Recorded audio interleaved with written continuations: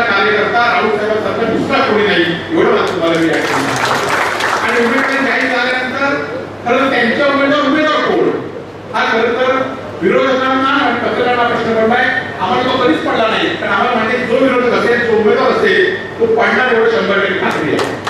तर आपण एवढं समजू शकतो की विरोधकांना उमेदवार नाही मिळत, परंतु विरोधकांना विरोधी प्रचार प्रमुख आहे.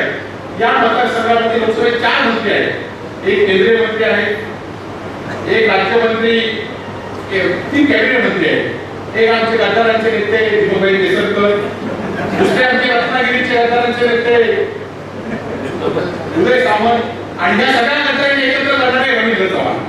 आणि 4 मंत्री असून सुद्धा या मतदारसंघाचा प्रचार प्रमुख कोण? शेजारच्या गोव्या राज्याचे मुख्यमंत्री. म्हणजे खरं तर या प्रचार प्रमुखांवर ज्या विश्वासाने भाजपने संधी दिली होती, त्या 4ही लोकांना ही संधी किंवा ते हे करू शकत नाही, म्हणून त्यांच्यावर भाजपचा विश्वास नाही. त्यांचा विश्वास असल्यामुळे प्रचार प्रमुख गोव्याचे मुख्यमंत्र्यांना केले, आणि गोव्याच्या मुख्यमंत्र्यांना प्रचार प्रमुख सुद्धा उमेदवारी आज ऑलरेडी केंद्रीय मंत्र्यांची उमेदवारी जाहीर झाली. प्रत्येक केंद्रीय मंत्र्यांची राज्यसभेची उमेदवारी जाहीर झाली, परंतु 6वी यादी झाली तरी नारायण यांची उमेदवारी जाहीर होऊ शकत नाही.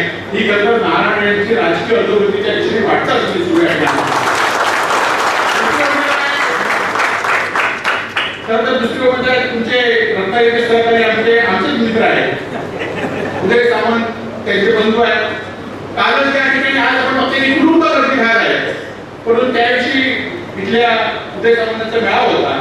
मेळावा झाल्यानंतर पैशासाठी मला 100 रुपये 1000 रुपये मिळाले नाही, पण भांडणं होती. आणि खरं तर मला काही विचारतात की उमेदवार कोण असेल, प्रचार कशी सुरू होईल. मी राऊत साहेबांना उमेदवार ज्यावेळी जाहीर झाली, दुसऱ्या दिवसापासून सगळं मी पळवून जाऊन आपल्याला सगळे लोक या ठिकाणी जाहीर करा, दुसऱ्या दिवसापासून तुम्हाला सगळं पळवू शकणार. परंतु ही लढाई आता आपल्याला सोपी राहिली नाही. एकीकडे आपण त्या शक्तीच्या विरोधात लढतोय, की शक्ती आता बघित असा की त्यांना असं झालंय की ज्याप्रमाणे देशामध्ये तुम्ही काय आधीचा इतिहास हिटलरचा होता की माझ्याशिवाय कोणाला संधी घेता कामा नये. आज ज्याप्रमाणे विरोधी पक्ष कुठला असता कामा नये, त्याला साम दाम दंड भेद या सगळ्या गोष्टी त्यांना नष्टावून करण्याचं काम आज ज्याप्रमाणे हिटलरांनी केलं, ज्याप्रमाणे त्याला तुलीन घालतायत, त्याचप्रमाणे मोदी आणि शहानं तेच करायचंय. जे आपल्यावर येतील ते वॉशिंग्टनमध्ये शुद्ध, आणि जे आपल्यावर न येतील त्यांच्यावर कारवाई.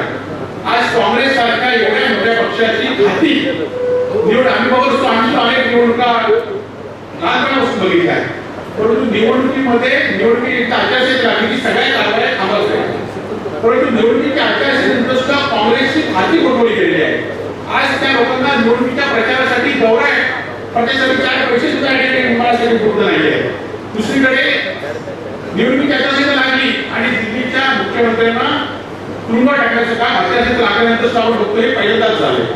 आज देशामध्ये 7% निवडणूक होत आहे. एकीकडे सांगतात की आपण देशामध्ये $3 बिलियन एकाणार आहोत, 4 बिलियन एकाणार आहोत, आपण जगामध्ये आपण सगळ्यात मोठं राज्य आपण होणार आहे. परंतु या देशामध्ये आपण सगळ्या देशामध्ये जगातल्या सगळ्या देशामध्ये निवडणुकीचा टप्पा एकच असतो, परंतु या देशामध्ये निवडणुकीचे टप्पे 7% झाले आणि 3 महिन्यामध्ये निवडणुका होत आहेत.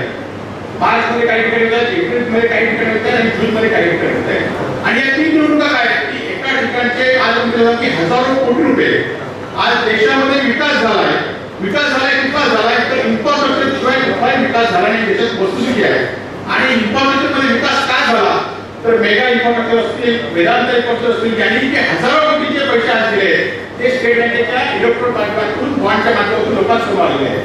आणि त्यामुळे हे पैसे घेऊन आज एका ठिकाणी देशामध्ये एका राज्यामध्ये प्रचार संपला की ती स्कीम तेच पैसे घेऊन दुसऱ्या राज्यामध्ये जायचं, दुसऱ्या राज्याचा प्रचार संपला की तिसऱ्या राज्यात जायचं. यासाठी या निवडणुका त्यांनी वेगवेगळ्या 7% दिल्या. त्यामुळे आपल्याला सुद्धा जबाबदारी आहे. खरं तर त्याप्रमाणे काँग्रेसची खाती उठवली आणि ज्याप्रमाणे आमचे पैसे ज्यांच्याकडे होते त्याला ते घेऊन दिले आहे. त्यामुळे आपल्या इंडिया आघाडीच्या कुठल्याच पक्षाकडे आता पैसे नाही, परंतु आपल्याकडे हिंमत आहे, आपल्याकडे तुमच्यासारखे युवा सैनिकांची ताकद आहे. आणि त्यामुळे आपल्याला गावागावामध्ये गेलं पाहिजे आणि आपल्याला लोकांना समजून सांगितलं पाहिजे. आज भाजपचा सगळ्यात मोठा प्रचार काय आहे?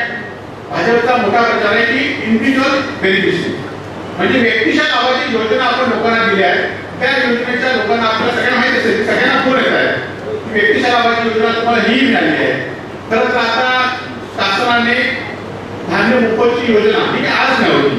2004 मध्ये स्वामीनाथ आयोग जेव्हा झाला, स्वामीनाथ आयोग झाले की शेतकऱ्यांना बाजाराची आधारभूत किंमत मिळाली पाहिजे.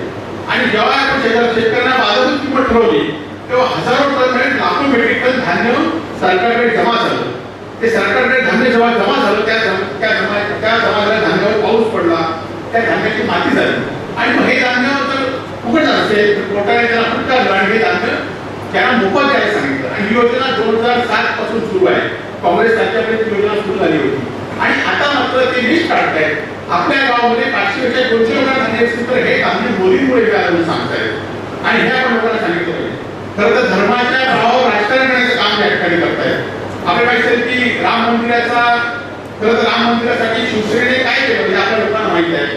मुंबई त्यामध्ये झाले, मुंबई नगरीमध्ये काय केलं तुमच्या करून केलं त्यावेळी माहिती आहे. आणि आज राम मंदिर झाल्यानंतर प्रत्येक ठिकाणी अक्षता वाटून या अक्षता काशीवर आल्या म्हणून त्यांनी सांगितलं. खरं तर आपल्या सगळ्यांना माहिती आहे की आपल्या प्रत्येक गावामध्ये ते गेले अक्षता काशीवर आल्याचं सांगितलं आहे. म्हणून जी माझ्या गावामध्ये सुद्धा या अक्षता वाटण्यासाठी